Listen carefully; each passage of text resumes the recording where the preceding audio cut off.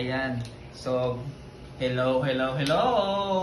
Kaya eto, nag-hire si Tita Bing ng massage therapy.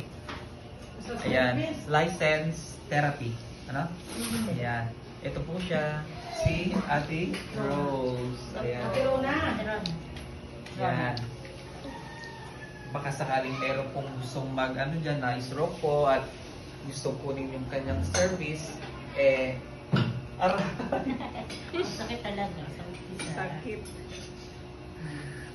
Huwag ka masasalita ng masakit, at least nahihilot ako. Nahihil.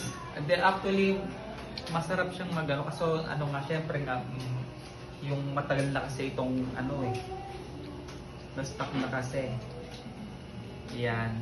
Ayan po, ganun po siya kagaling. Ayan po.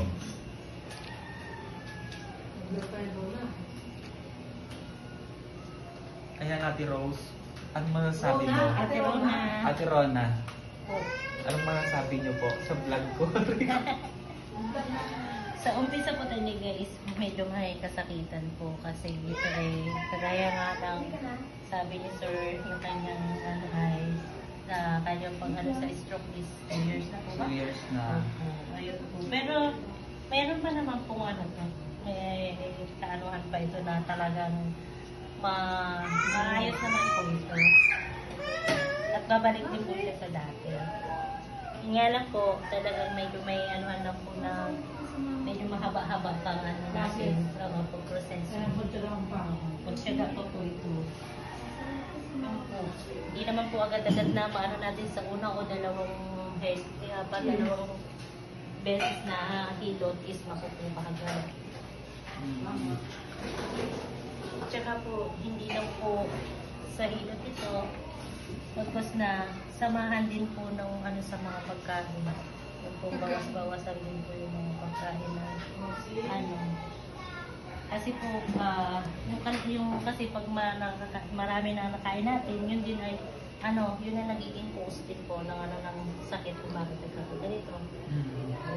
Sobrang kagaya ni Sir, siya sa pag-ano ng trabaho, kaya hindi niya na binigyan ng panahon yung sarili niya, nakalimutan niya.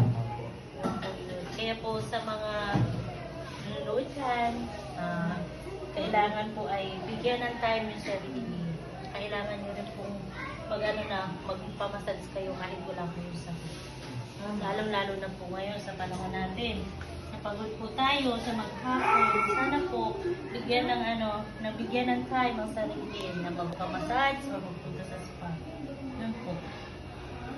Ayan. So, ganun po, no?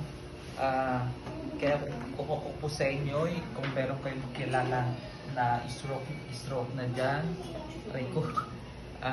mangyari po lamang, kontakin si Ate Bing. Si Ate Bing, siya na po ang bahala. Okay, maraming salamat po. Bye-bye!